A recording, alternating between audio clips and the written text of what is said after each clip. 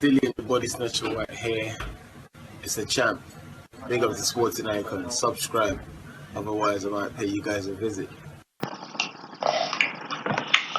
Alright, Dillian. How are you, my man? I'm good, bro. How's things with you? Oh, not too bad, thanks very much. How's life in Portugal? As good as it can be in this difficult time, man. You know, but life is good here.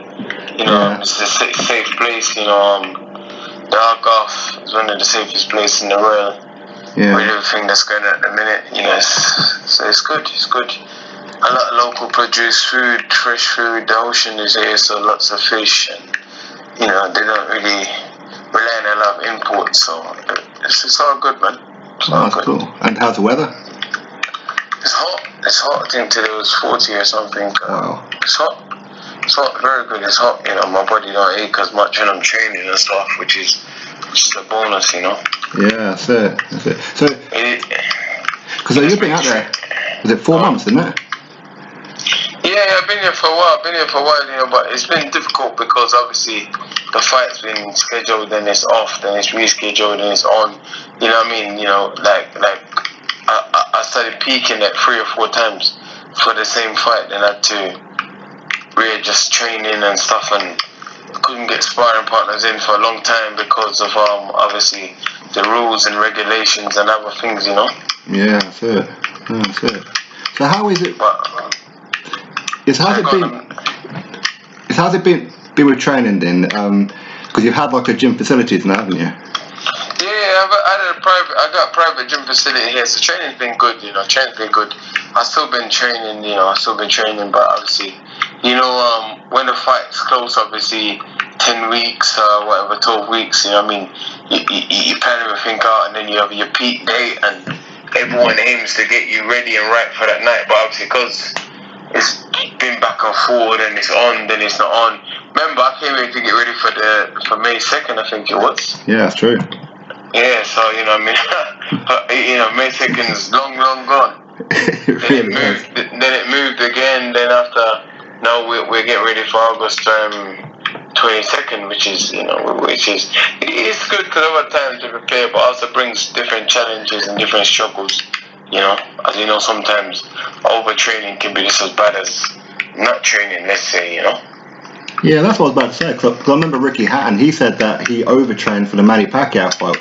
Was that like a concern for you with the dates changing all the time?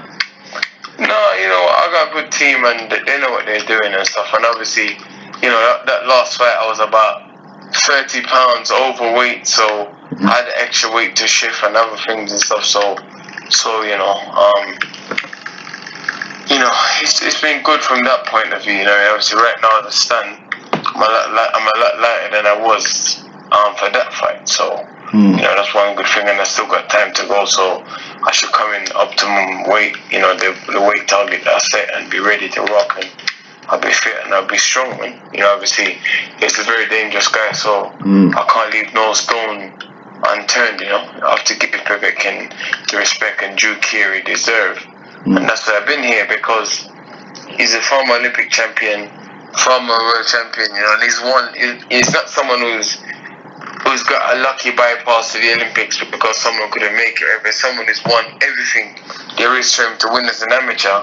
You know what I mean? He won everything, you know, won everything from local to regionals to Commonwealth to Europeans to all the way to Olympic gold, you know. It's very hard and unusual when someone make it from part of the ranks all the way through to the top like that, you know.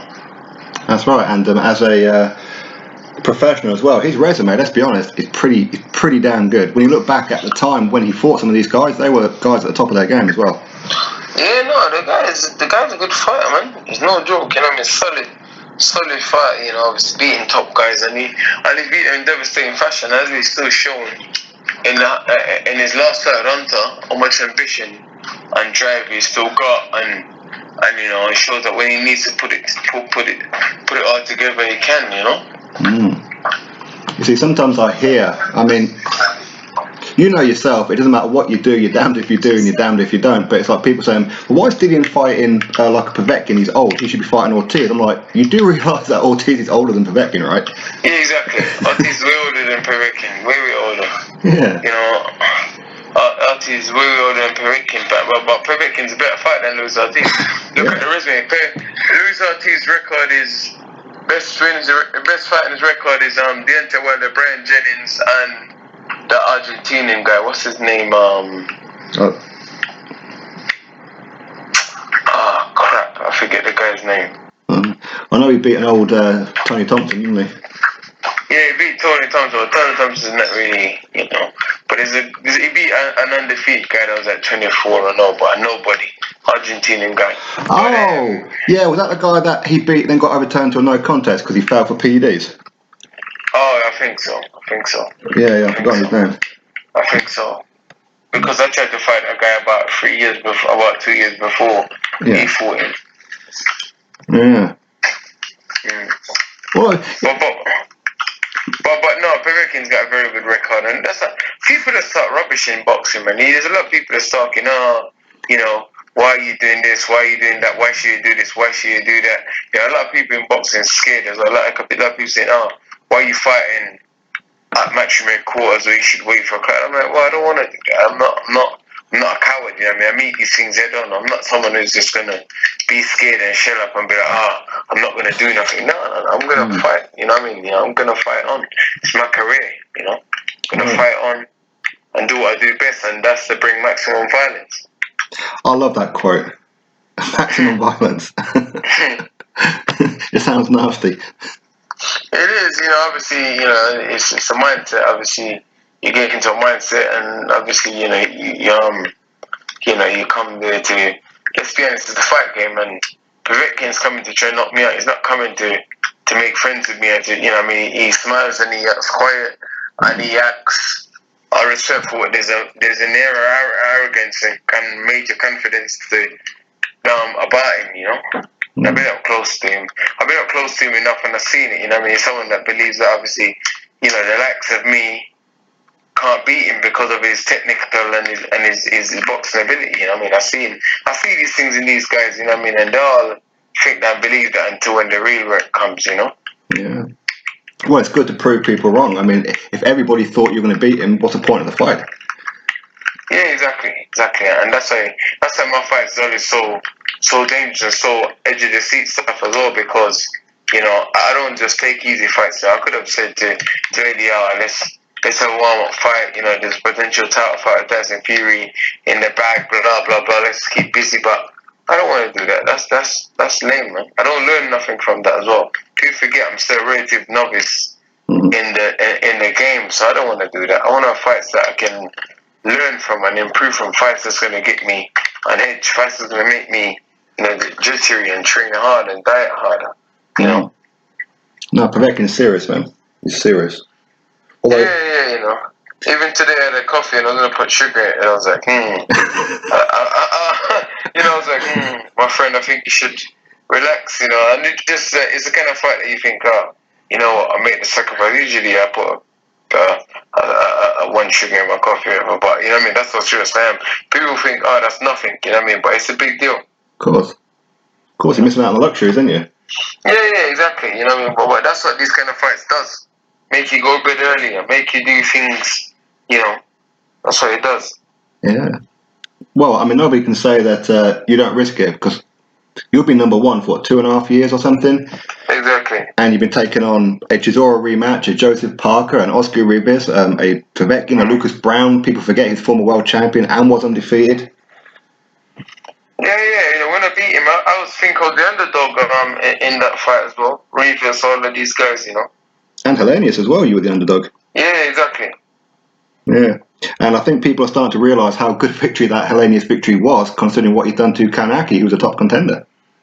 Yeah, these people talk rubbish. Kanaki was meant to be this bogey man and blah, blah, blah, this and the other, and talking all this nonsense and stuff. And then I told people years ago, Robert Hellenius is no joke. Robert Hellenius is no joke. Listen, I lost one round against him. I bullied him and dominated him for 12 rounds. This guy has been a top number 1 contender and top Ring Magazine contender for top 10 for years. It's not like he's someone that's new to the game or someone that's broken the top 10. He was top 10 and reigned, and he was in the top 10 for a long time, for a very, very long time. Well, he was supposed to be the next Klitschko, wasn't he? Yeah, exactly. I was saying that this guy wanted to beat Vladimir or whatever. You know, been to camp, inspired Vladimir, gave Vladimir hell. I was in one of the camps that inspired Vladimir as well. You know? But you know, so I knew what I was getting myself into when the fight was made. I knew the dangers, you know, everyone was overlooking and this and the other. And the guy, he's one of the best movers I've ever fought a heavyweight, you know. He moves better than everyone else. He's moving, you know, even now, at the age he is, whatever it is, I fought him years ago, his movement is still amazing. Like, as heavyweight, he moves around the ring gracefully. He's up on his toes, he bounces. You know, he knows what he's doing, he knows what to jab, obviously.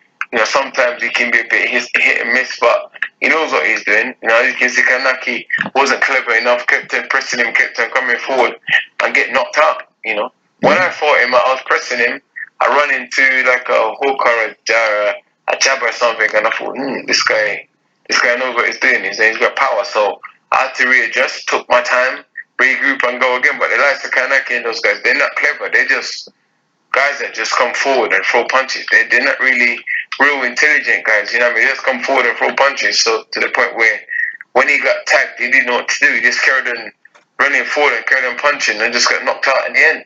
Yeah. No, that's right. You know, and that's the difference between me and those guys. I'm clever enough to make the adjustments I need to make. I make the changes I need to make, you know? Not just, I haven't got just one style depending on, this is my style, I'm just going to come forward and do this and do that. No, you know, I'm an adaptable fighter, as I show in many different fights. So I've had to adapt and change things and fought different style of fighters and stuff like that, you know. That's the thing, because when you fought, say, Oscar Rivas, who's a fantastic amateur, and he was supposed to outbox you, but you outboxed the boxer with all the crap. I mean, we ain't going to talk about UCAD and everything, but with all that crap that was on your mind, you went into that and outboxed him. Yeah, you know, in that fight, I was under extreme stress and pressure and stuff like that. Going into that fight, you know, obviously, you know what I mean? If you know me, you could have seen that there was something up and I wasn't right and I was moving a bit, you know what I mean, different before the fight and etc. But that's at Champions League, find a way to win. You never hear Muhammad Ali complaining about this, that, the other. Only weak champions complain about stuff. You get in there, find a way. If you win, great. If you don't win, then you just go back to the drawing board and fix it. You know, when Ali went and fought Spinks and lose to Spinks, he didn't moan that, I had a tricky training camp. No, he just said, you know what, took my loss, went, train rematch and beat him properly in the rematch. Yeah. I think that's one of the things that makes you dangerous for a lot of these heavyweights, because they know that if they are going to beat you, then they're going to have to go through hell themselves. Yeah, you know, a lot of people say a lot of things about me. I'm not good, I'm not this, I'm not that. Why are they not keen up to fight me? You know, that's the question that I want to ask. If I'm rubbish, like you got Wilder, Fury saying, I'm rubbish, I'm this, and the other, but none of these guys ain't keen up to fight me. You know, even in my last fight, when I looked the worst I've ever looked, obviously, with my conditioning and other things, none of these guys didn't keen up to fight me. You know? But you think that Fury or Wilder, I think, you know what I mean? Obviously, he was 267 pounds or whatever it was in his last fight, you know what I mean? Let's fight him next. But still, they're not fighting me next. Like, they all talk rubbish at me. I'm this, that, and the other. I know, I'm slow-footed and stuff like that. None of them ain't keen up to fight me. You know what I mean? I have to be trying to take people to court to fight me. Yeah, I heard about that. Although, I mean, going back to the Marius Wack fight, I heard that Tyson Fury said you couldn't even knock out an old Marius Wack, but I've never seen Marius Wack hit the deck, ever. Marius Wack don't get knocked out. He's been stopped a couple of times on his feet because he was tired, you know. Yeah. He was tired. If he was in shape, I would have knocked him out. But, you know, listen, if you're not in shape, you can't take these things for granted. You're not in shape. You know, obviously. And also, people forget, another fight again where I had so much crap on my mind going into the fight, and the fight was at 3 weeks' notice. Marius Wack was in shape because we were meant to fight. We were meant to fight the month before or something against someone else.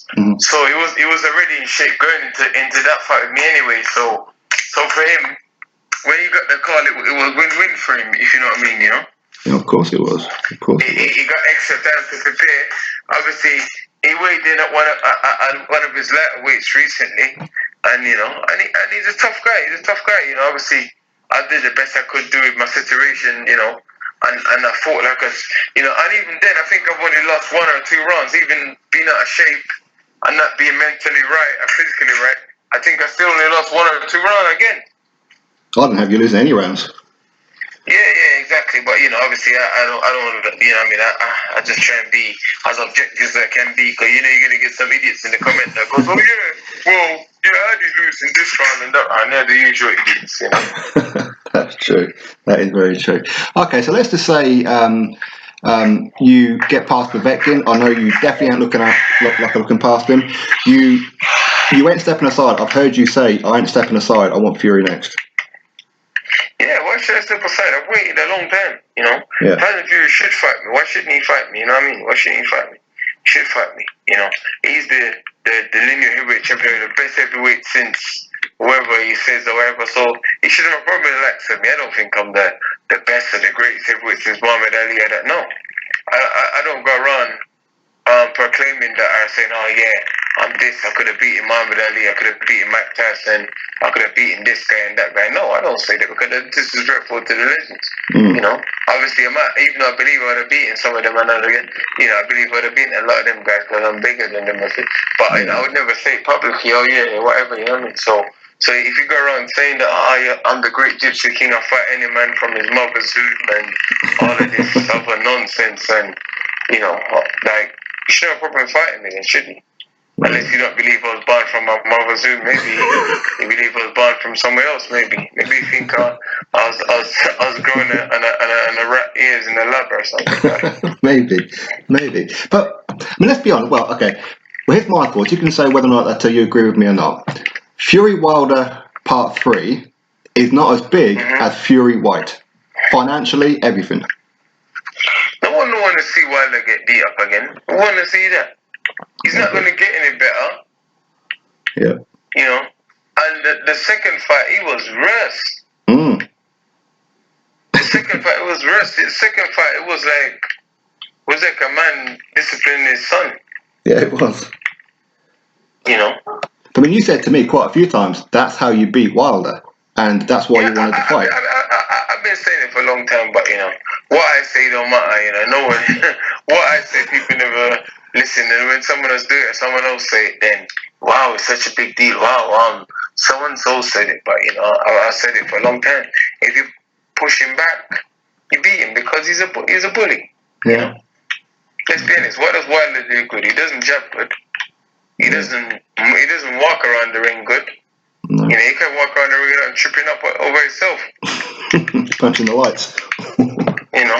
Yeah, that's right. And as you can see, that's happened in the Fury fight. Yeah.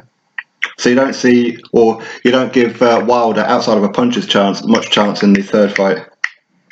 No, and even then, like Fury's, only thing is Fury might be overconfident in the third fight because he's outboxed him, and he's flipping bashed him in, so he might just think, "Oh, this is an easy fight, man. I don't need to prepare for this." That's true. And then that's where it can be dangerous. But apart from that, if he prepares and do his thing, then Wilder should be easy work. Let's be honest. Have you heard any of the rumours about Team Wilder saying that Tyson Fury had loaded gloves? A member of his team went into Deontay Wilder's changing room and spiked his water and all this kind of shit? It's stupid. If that was true and they allowed that to happen, then Wilder's team is stupid. Okay, allow someone to come in your changing room and spike your water. Yeah. They're idiots. They got themselves to blame. Wilder need to get a better team. That's very true. It's true though. Yeah. Can you allow someone to come in your changing room, spike it? They're just chatting rubbish, man. Of course. They're just talking a lot of BS, man. Well, it is, isn't it? That's exactly what it is. It's all bullshit, isn't it? I hate people like that. If you just said, "You know what? I had a bad day there, face I lost. Cool. Exactly. I'm gonna regroup and come again." That's the best way to do it. But when you're a coward, cowards always look for excuses and stuff like that. And when Deontay Wilder's a coward, I don't care what no one says. Yeah. Deontay Wilder is the ultimate coward. The coward of the county. That's exactly what he is. He's a coward of the continent, not the county. That is so true. That is so true. All right, so let's say that you fight Fury, you beat Fury. Is Joshua next for you for Undisputed? Yeah, that would be the plan. That would be the plan. But you never know in boxing, man. These guys have their plans and they flipping. A lot of the boxing doesn't happen or it should happen. A lot don't happen in boxing. It should happen. These guys have their plans and their TV deals and their other things. And they like making excuses. Well, we wanted that fight, but this happened and that happened, and yeah, we were running Undisputed, but but let's see. You want to hopefully that like I've been after Josh Rematch a long time. A lot of people say, oh yeah, he turned the fight down. I didn't turn no fight down. They're chatting. Yeah, that's nonsense. They didn't need nothing with the fight. They come with some joke deal to cover their backup so the zone didn't get onto them because obviously he needed to fulfill his commitment with the zone of fight in America. So they just they pretended that they wanted the fight and pretended that they offered me the fight when they didn't. But this is boxing. There's a lot of a lot of misleading in boxing, and a lot of lies get told in boxing and stuff like that. You know what I mean? A lot of lies and deceiving, and people hide behind each other and say this and say that, and oh yeah, we wanted this fight, and they just chat rubbish, man. There's so much that goes on in boxing that people don't know about, and people, throw people under the bus and lie about this, lie about that to cover their own back, to cover themselves against the TV station, to look good at Sky, to look good at the zone. You know what I mean? Because they don't, they don't want, they don't want to upset the TV providers. The zone put a lot of money to dress for the show. They need him to fight in America to recoup some of that money. You know what I mean? That money ain't money ain't free money, so they got to recoup at some point. So he needs to come there to box in America so they can recoup. It was actually me that you done that interview with before you were negotiating with Joshua, where you said they ain't gonna fight me because they've already got plans to fight Miller. Then a couple months later, was ages ago. Yeah. Exactly. Because boxing is a small world, and that was their plan. That was their plan. Obviously, that was a big fight in America. Obviously, easy fight for Joshua, I thought, because Miller would have been too slow and too fat. Well, see, people want to say that you turned down the fight with Joshua, but so did Fury for a lot more money when they offered him 40%. Yeah, well, I didn't turn the fight down. So it's different. Obviously, I wanted 20 weeks VADA testing, and they didn't want to. Not 20 weeks. I wanted 12 weeks VADA testing. 12 week VADA testing, and they didn't want to do that. So, that's one of the main things I wanted. I think 12 or 14 weeks VADA testing. And and then, but the deal was they'll never listen. If they came to me and they wanted the fight to happen, the fight would have happened. But anyone can come and say, "Oh, you want to fight so and so," or this fight is no. Let's be serious, man. If you want the fight to happen, the fight will happen. We're both matchroom fighters. We both fought twice already. The fight will happen. Let's be honest. They want me just to fight. Then that fight is an easy fight to make. So easy. That's right. Although, people forget as well that when you beat Chisora and Joshua got on the apron, you said, let's fight. He said, well, if I can't get Wilder and I can't get Fury, then you're next. So basically, you were third on the list anyway. And Joshua talks shit, man. Sorry for the profanity, but he just talks shit, man. He's always talking shit all the time, And people allow him to get away with it, He just talks shit. He talks shit. Remember before Ruiz, he goes, people that box and run are cowards. Right. I would never fight like that. Tyson Fury is a coward because he boxes and run around the ring and blah blah blah. And what did he do against Ruiz? Yeah, I boxed him. Yeah. He even every time he just moved. He boxed and moved. Then in the next breath, he's calling people cowards because they box and move and you show ring generation. That just shows the guy contradicts everything he says, Everything he does, everything he says contradicts himself, which I don't get, I don't get. So do you think it's disrespectful for, I don't mention names, but like people talking about or negotiating with Joshua and Fury and looking way past you as if you're not relevant in this whole situation? Yeah, it is, but this is boxing though, man. This is boxing. Boxing is like that. Boxing is like that. Boxing is like that.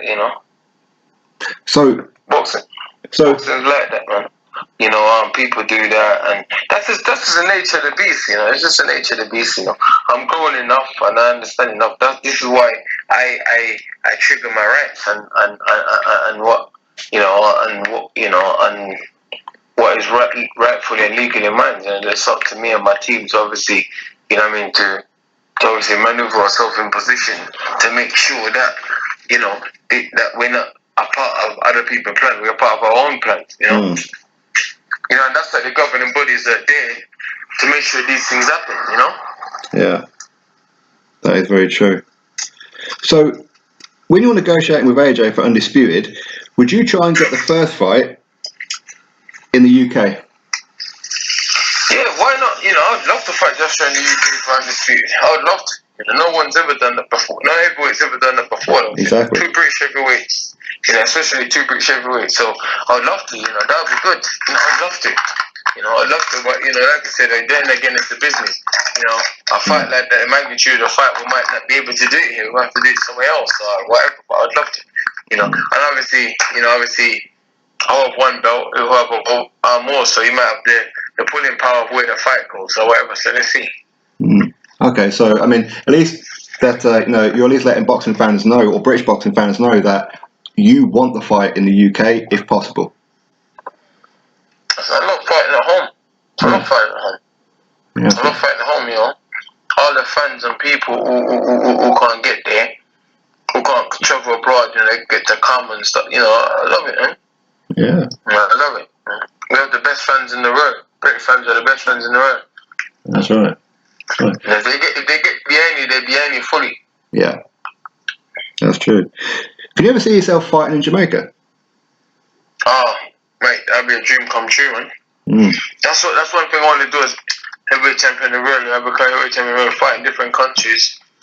So different people get to see you and get close up with you, do media pictures. People, what I mean. So that's all the great champions did before. That's right. That's right. I love to fight in Jamaica. I love to fight in Ireland.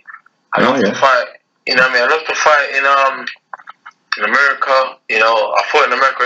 Like a big, massive fight in America. Sure. I love to fight. I love to fight all around the world, man. Yeah. All around the world, Yeah. So this weekend is this? Yeah. It's this weekend. You got your guy Fabio Wardley taking on Valilly. What's your takes on that fight? Valilly's gonna get mashed up. He's gonna get mashed like potatoes. Yeah, I actually watched Valilly's last spar. I did. Did you? Yeah, because my good friend Stephen Robinson, who looks like Ivan Drago, he was sparring with him for like his last spar on yesterday. It was actually. Hopefully, he's looking good because Fabio is a problem. He's young, tall, he's full of energy, man. He's got a bit of arrogance, confident about him. He's tough. He's not experienced yet, but he's getting there. It's going to be a good fight. I think it's going to be a very interesting fight. Yeah, I think it'll be a good fight too. I think Valilly's going to come to press, but let's see. Yeah, that's it. And what about your other guy? Is it Alen Babic? Yeah, Babic's fighting in the undercard. Oh, of yours? He's fighting in the undercard. Okay. We wanted Tom Little, but obviously Tom's taking a break because he's done a lot of hard fights lately. Tom's a friend of mine. I need someone who I got time for. So I said, yeah, listen, Tom, do whatever your mind tells you. Obviously Alan's a madman. Alan comes for maximum violence. Even in sparring, the guy is on maximum violence. The guy is off his head, like he's mad. He is literally the real Croatian Ivan Drago. Really? He just wants maximum violence. Like, I think we were sparring one time, and he was about to spar, and he was just on the side talking to himself with his head guard on, and I said to him, bro, are you alright? And he goes, yes, champ, I just want to spar, champ. Let's go, champ. I want the violence, champ. Please, let's go. I was like, bro, calm down, bro. It's only spar. And he goes, no, champ, I don't calm down, champ. You're number one. Let's go, champ. Let's go. I was like, alright, cool. The guy is mad. The guy is nuts, man. I love him though, Alen. You know what I mean? You know, it's come and need him, I call him. He comes, you know what I mean? And he gives good work. He gets you fit, gets you in shape, and you're gonna be switched on him at all point because just some crazy Eastern Bloc man that just wants to, you know, only thing he knows is to come forward and do maximum violence. And he's great sparring for Povetkin. You know, Povetkin's a bit more experienced, a bit more technical than him, but you know. But also, Alan's had over 100 amateur fights as well, so he knows his way around the ring. Yeah, he was a top amateur, you know. Yeah. Top amateur. Yeah, he's very, very aggressive guy, you know. Right. So, can you see a fight between him and Fabio at some point? Him and who?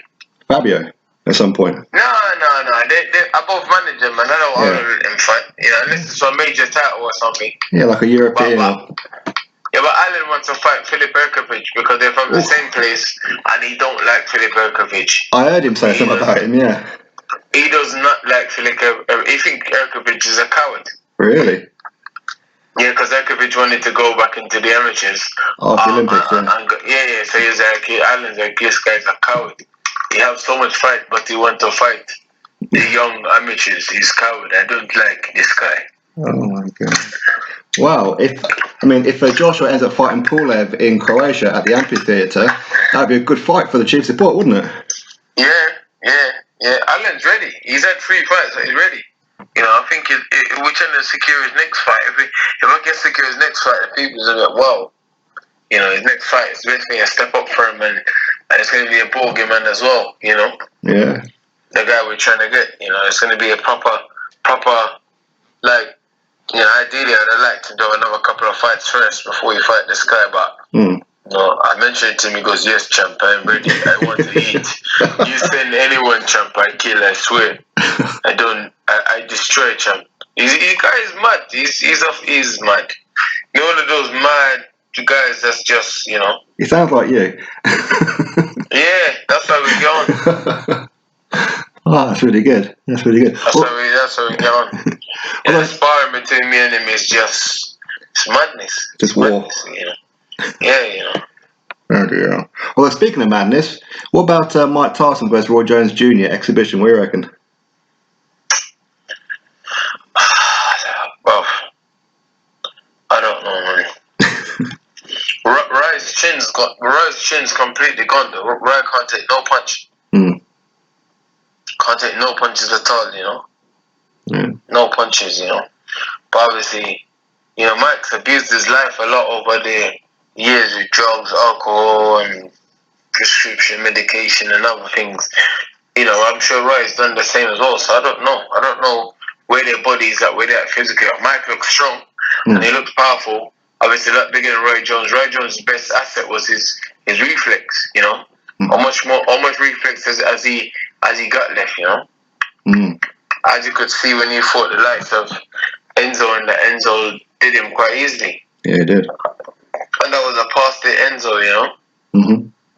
Oh, I agree. Well, I suppose a lot of it depends on Mike Tyson's engine, really, doesn't it? If Jones dances around him for the first couple of rounds, he could end up gassing. Yeah, I think it depends on a lot of things. And if Mike lands, because Mike seems like he's still got some power in his hands, you know, which is one of the last things to go, you know. That's true. And what about your guy, Shannon Briggs, doing some bare knuckle? What do you reckon about that? I think Shannon's going to smash a few people's face in, man. Shannon Briggs is that, you know, he's got some big hands on him, man. Have you ever sparred him? No, I never had the pleasure to spar him, man. I wish I did. You know. Yeah, that'd be an interesting spar, or at least for like the first couple of rounds, at least. Yeah, you know, Shannon's he's experienced. He's one of those guys. You know, he's the kind of guy that I'd love to spar because, you know, I love this fight because he's just so experienced and he's got so much knowledge as well. He's the kind of guy you spar and learn from, you know? Yeah. Yeah, for sure. You know what I mean? You know, like, it just be good to he's the kind of guy, even at his age, I was still having it in camp for sparring or whatever, you know what I mean? It's just, you know, because you learn so much from him. The guy, he's been there, seen it all and done it all, you know what I mean? And he's someone that you can learn from, tell you things to do, not to do, you know what I mean? Because he's been, you know, people forget, Shannon, dangerous guy, man. Dangerous guy, you know. He gave Lennox work until he came unstuck, you know? Yeah. Yeah, exactly. Yeah, I mean, he's solid as well. He took some punishment from Valilly and stayed there. Yeah, and people forget, you remember Hrgovic was beating him? Oh, yeah. And then the last round, he knocked him spark up. You know? He did, yeah. 2-time heavyweight champion of the world. Exactly. And Hrgovic was out boxing him, and then he just pulled it out of nowhere and just clocked him properly, you know, and knocked him out the ring. Yeah. Another guy that I like to spar as well is Lennox Lewis. I've seen Rahman. I love to spar both of them too, you know. Oh, yeah. Yep. Is it Rahman? Is he trainer of Michael Hunter, isn't he? Yeah. Michael the cunt hunter. I mean, Michael the bounty hunter, yeah. Yeah, I've seen that the YouTube had like a bit of a spat on Twitter a little while ago. I didn't have no spot. He just said whatever he did. I just ignored him. Them guys is irrelevant. Them guys only become relevant if I choose to mention his name. That's how bad it is. He's relevant. He only become relevant if I choose to mention his name. Right. You know. Bloody hell. So do you think that you'll have one more fight after Povetkin before the WBC belt, or do you think? Well, I suppose it depends on the landscape, but. Well, that fight look like ain't gonna happen until next year. I want to be busy, to be honest. I don't want to, you know, I don't want to mess around and you know, it's a fight. I'll take it. You know, I'll fight probably. Look to fight someone like Otto Wallin or someone like that. You know. He's fighting Travis Kauffman next, isn't he? Yeah. That just goes to show these guys say, oh, they're great guys and this and the other. You're fighting Travis Kauffman. I'm fighting Alexander Povetkin. And that's the thing. People in every division are so ungrateful. It's like, look who these guys fight. Look who I'm fighting. Yeah. You know? That's just true. Look at it that way. You know? Look, Otto Wallin just fought Tyson Fury. Now he's fighting. What's this guy's name? Travis Kauffman. Yeah. Exactly. He's like a gatekeeper. And that's all. He's saying a gatekeeper. Travis Kauffman's journeyman. Yeah. He ran from Ortiz, didn't he? The entire fight. Yeah, he's a journeyman. Travis Kauffman's journeyman. How much losses does Travis Kauffman have now? I know what this. Let me check quickly. I have no idea. Gotcha. And I see that Andy Ruiz Jr. is going to be fighting Chris Arreola. Same thing, isn't it? That guy needs to just. I don't know, man. I have no idea, man. What Andy Ruiz is doing. I have no idea what he's doing. You know. What is he doing though? Seriously though, what is he doing? I have no idea. He turned down 4 going on 5 million to fight you. Is he going to get that to fight Chris Arreola? He's a joke, man. He's a proper waste man. He's a proper waste man, Andy Ruiz. He's a proper. He's the ultimate definition of a waste man. Yeah. But Kauffman's only had 2 losses, 32 and 3. 3 losses have been knockout twice. He's 34 and a half. No, what old is he? 36. I don't know what it is. He lost to Luis Ortiz, KO. Lost to Amir Mansour, unanimous. Then he lost to my guy called Tony Garano, KO. Never heard of him.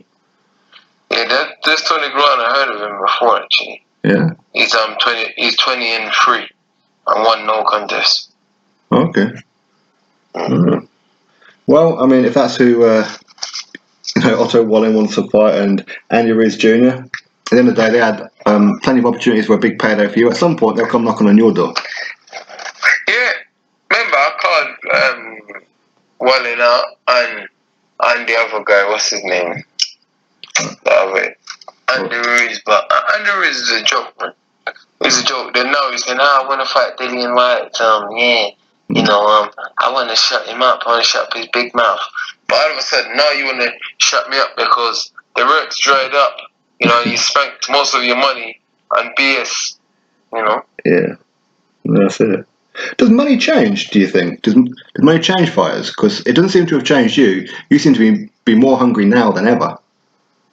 I'm just a humble guy, man. I'm just a humble guy out here grafting, trying to work, trying to improve myself, man, mentally and physically, and set obviously goals and inspire people. Obviously, it's all about the money at the end of the day and the belts and all of that. But I'm just easy, man. I live a simple life. I'm just easy. I'm not really fussed about.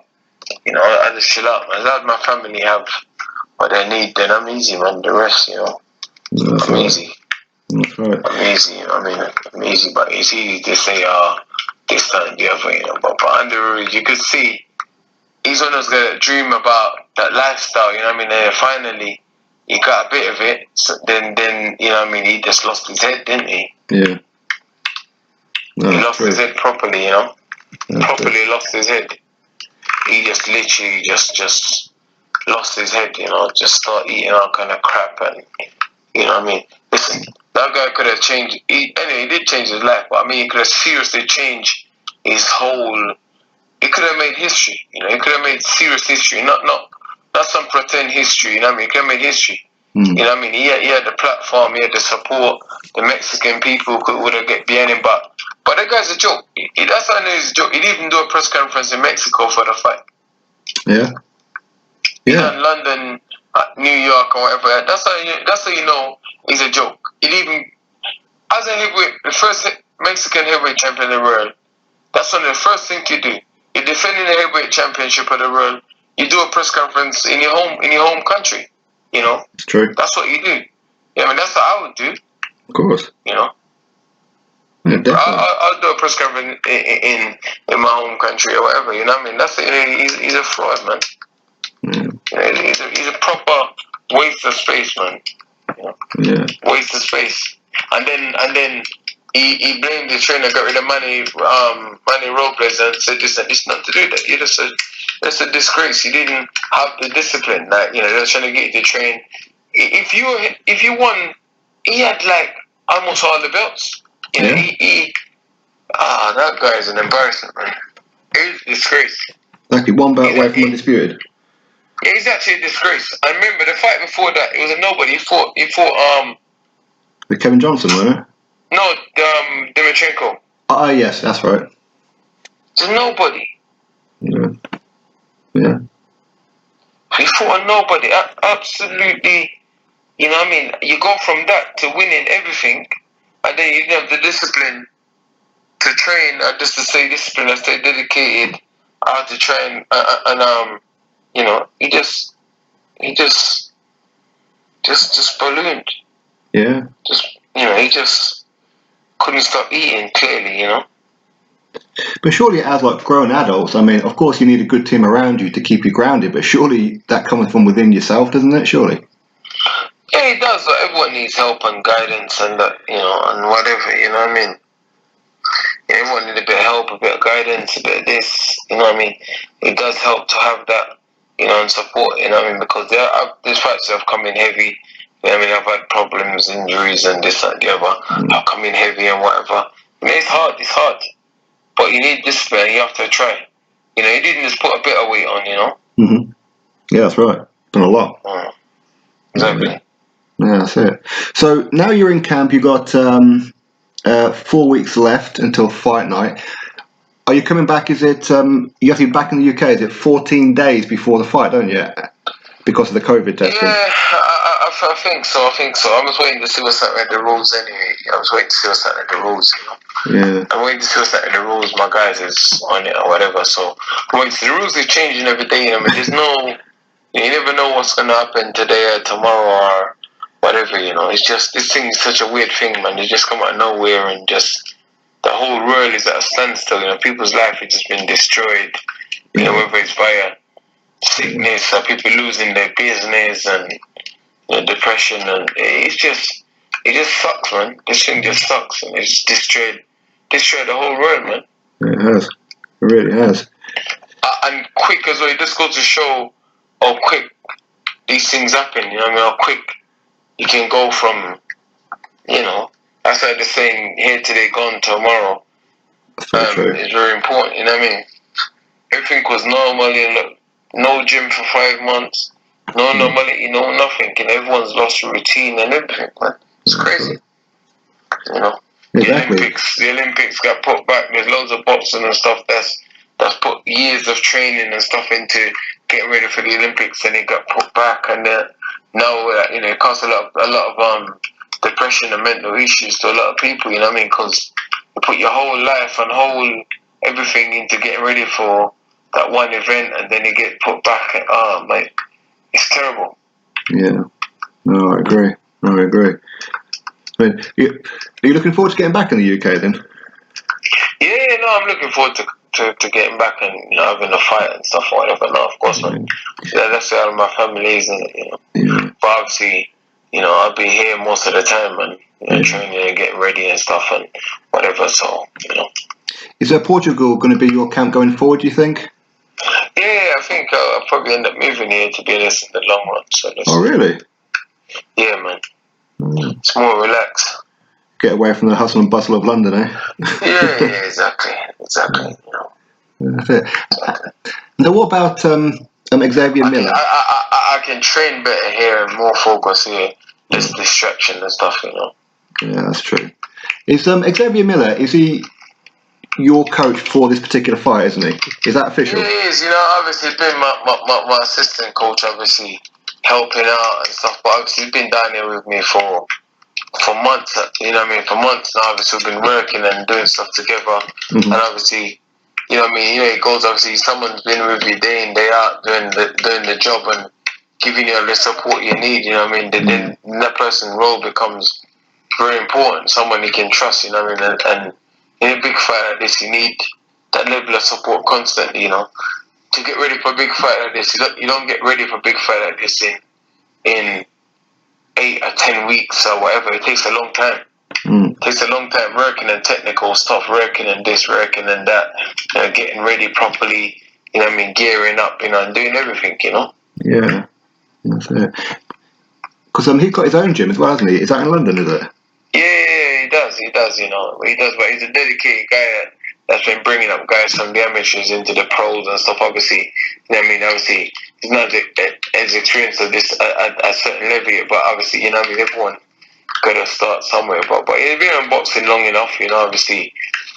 Yeah. But, a lot of time people don't know someone's name in boxing, they think, this guy is this or this, that, or the other, but, But everyone is seeing fight night anyway, the work we've been doing and stuff, and obviously, Yeah, that's true.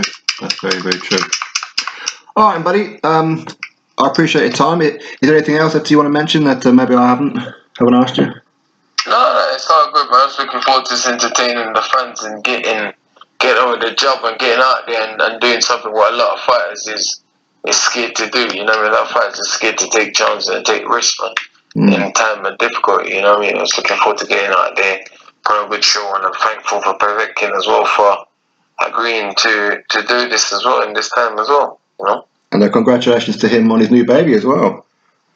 Oh, he's got a new baby? Yeah, I think it's about 2-3 weeks ago. I've seen him put a picture up on Instagram. Unless it was a repost, I don't know. Maybe. I don't even check his Instagram. I'll have a look. Yeah. Although, what about fighting behind closed doors with no crowd? It'd be a new experience and it'd be something different, but that's what life is about. Life is all about new experience and evolving, And that's one thing we do great as the human race. We evolve. We evolve and we grow, and we have to change our situation and adapt, Yeah. That's very true. That's very, very true. That's what we survive these things, you know what I mean? Yeah. That's it. That's how we survive these things, That's very true. Look, have you had any approaches about being in a video game? Like a boxing video game?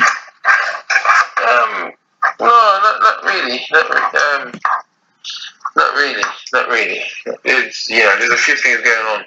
Okay. There's a few things going on, but right now I'm just focusing, and there's a lot going on for me at the minute. So right now I'm just focusing. Well, what's up? No, I heard that EA Sports or something could be looking at making a boxing game because they've just done the UFC. So I thought that maybe they would have contacted you and AJ, Fury, Wilder, or whoever. Yeah, I'm sure they will soon, but let's see. Yeah, and let's see. Well, let's see what happens, man. Well, at least if they do, at least then you can play yourself, and no fighter in the game can duck you. You know what I mean? Yeah, exactly. All right, and boss, I appreciate your time. All right, cheers, mate. Have a nice one. Cheers. And you, buddy. Take care. Cheers.